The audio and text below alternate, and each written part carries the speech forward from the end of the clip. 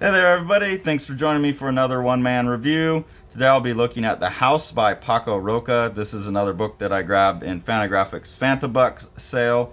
I pre-ordered everything that I wanted from them for the rest of the year and then cashed out all of the gift cards for books like this that I've been wanting and other stuff that just looked cool to me. I've already read Paco Roca's The Winter of the Cartoonist, which was a really interesting bit of like comics history in the Spanish comic market that I didn't know about. I was really excited to see him do a piece of drama and fiction rather than history stuff. So, same kind of really amazing, like, I don't know, deadpan cartooning, I guess. I don't want to call it that because that makes it sound kind of boring. But this very, like, European way of cartooning, where you kind of everything's flat on like a play, but the cartooning of every character is really good, and then the rhythmic units of the comic are really great. So, I mean, I think this is probably the style that Paco Roca works in on everything that he does. This is the same thing that was in The Cartoonist. Really, again, kind of playing with color for different time zones, which, if I remember correct, was in The Winter of the Cartoonist, but really great sense of color. So, this is about a family of three siblings that are coming together after their father has died, and they're renovating. They're coming back to the house that he built, that they grew up in, and it's like they're gonna come renovate it as one excuse to get back together and kind of remember dad. There's a lot of cool formal things in here. I'll point out a couple of them. I really like that you can read along like this and also down like this, and that these two are kind of happening while all of this is happening, and then like this one happens after that. That's an interesting thing that I think more about. But if you've watched the channel for a while, you know that I'm really interested in rhythmic subdivisions in comics. So kind of having 6 against 3 like this is really interesting to me. And then you have 3, 3, and 3. And I don't know if I've ever seen, or I've at least never paid attention to the fact that these two can be connected to this and these two can be connected to this logically in time. That's a trick that I've never thought about before. I mean, maybe other people have pulled it, but I haven't paid attention to it.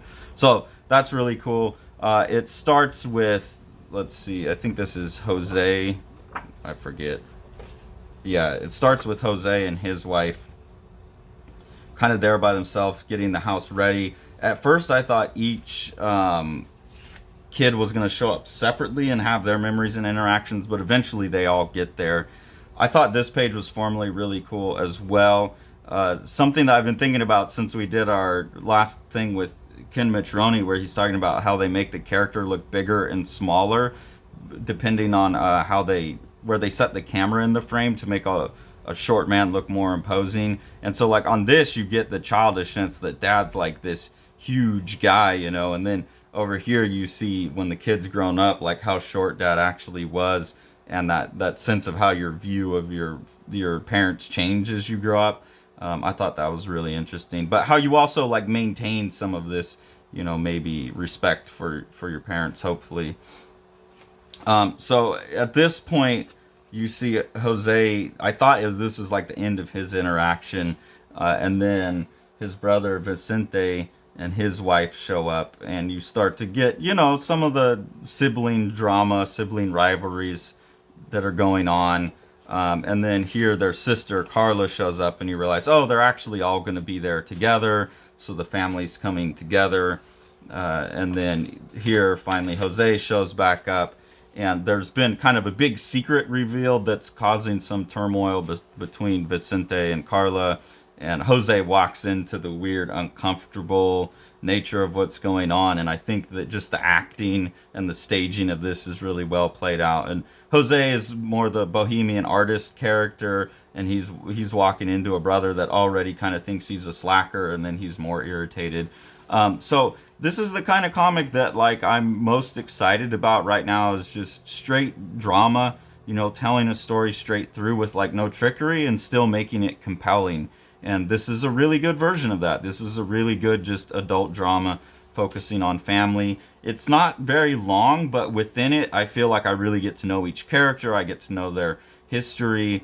Some other books this size I've complained about that I feel like it goes by too quick and I don't get to know anyone. That's not the case with this. Like, the writing is really good and gets down to those essential scenes that are like, this is what you need to know about the characters to feel attached to them, understand their attachment to the father, understand their attachment to each other, and then understand how the story moves forward and resolves. So this is a good like drama movie, you know. It's like an hour and a half, 2 hours nugget of a movie, whereas I think a lot of the things that I'm looking forward to and enjoying now are like drama TV shows that go on for a while. And I think people are maybe losing the ability to tell these nuggets of stories. I'm just not seeing many that are successful, so it's really refreshing to see one that works and is really, really successful.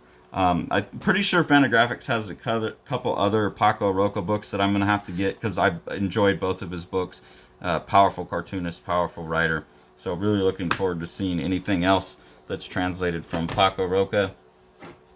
Once you've run out and got that, if you still haven't, make sure you grab yourself The Strange Death of Alex Raymond by myself and Dave Sim, published by Sean and Living the Line.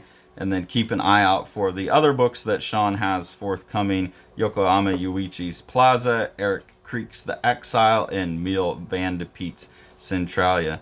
Thanks for following along. Take it away, Jack.